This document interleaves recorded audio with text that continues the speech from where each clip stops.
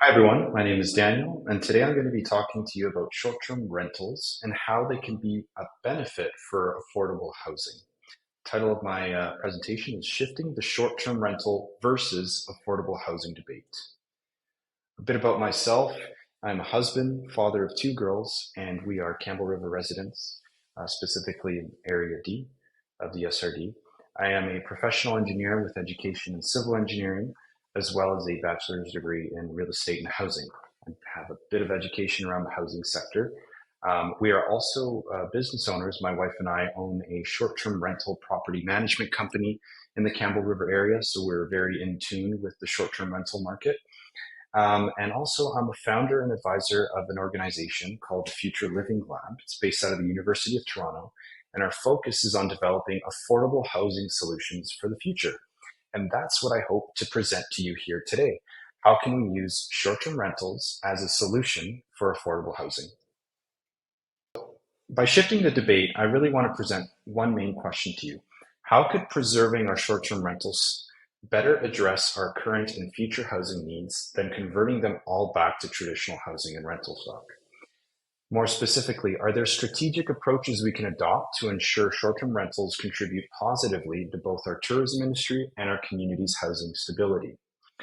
Let's start by looking at our housing needs, specifically for Area D.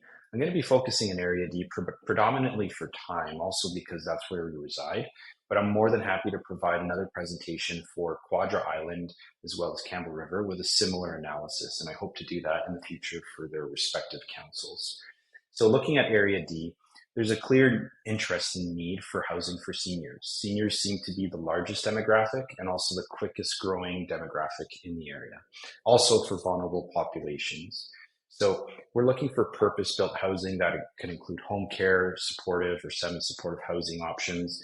There's also expressed interest for secondary dwellings, such as tiny homes, laneway housing, secondary suites, etc.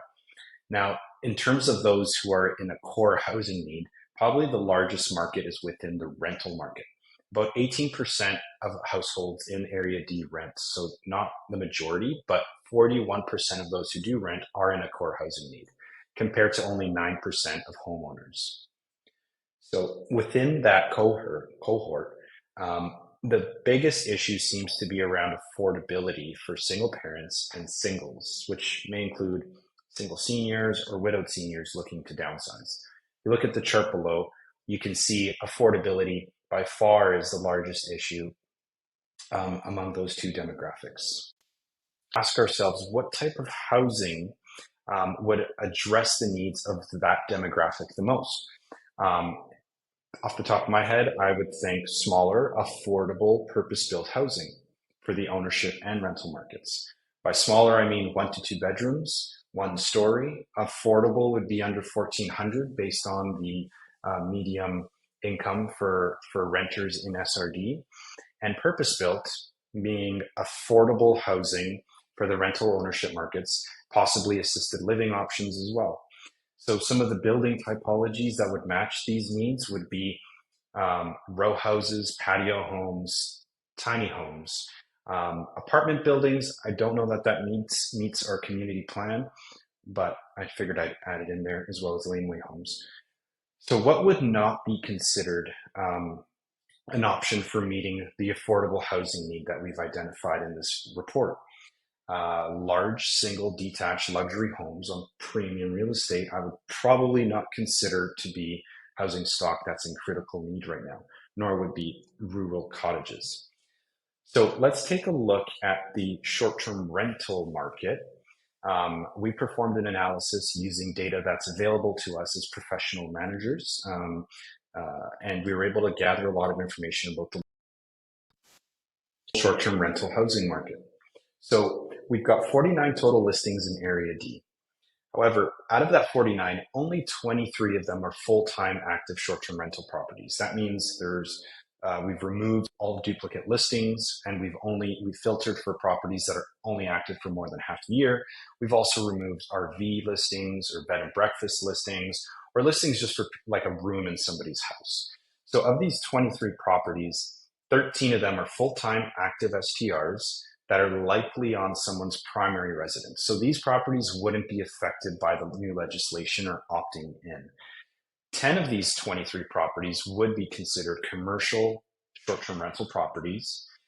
So they're not a guest suite or a guest house on someone's primary residence. And these would be the properties in question that would be affected by the new legislation or by opting in.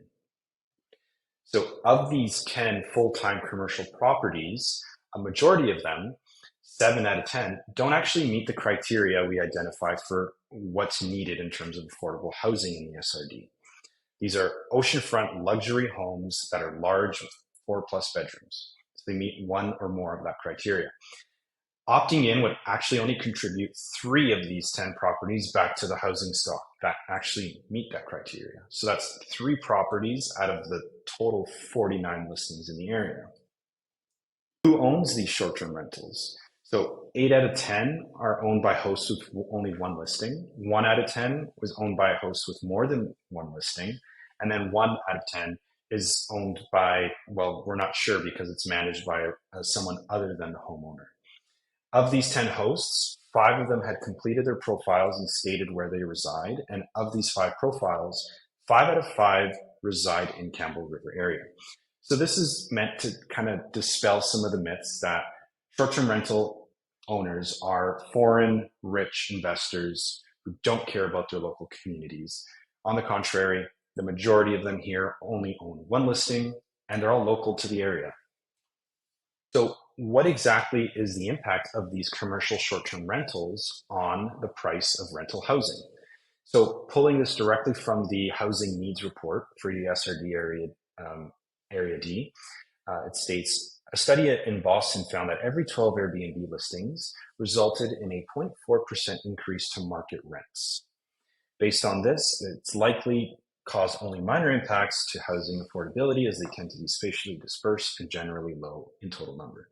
So looking at the numbers they have, they identified 37 short-term rentals, which is actually the same number we identified before we started filtering for duplicate listings and the other factors that we stated in the previous slide, and that narrowed it down even more. So using that information, we've estimated about $5.60 increase in rents, which is not really that significant, especially if you consider other culprits like the price of housing due to inflation, or the fact that we're at an all-time low in terms of new construction for purpose-built rental housing and probably lagging behind internationally. Here's another study from the Conference Board of Canada that states that most less than 1% point can be attributed to increased Airbnb activity out of the 30% increase in rents observed in sample neighborhoods around Canada. There's another one from the Harvard Business Review stating short-term rentals are not the biggest contributor to high rents, especially when it comes to the most vulnerable segments of the city's residents.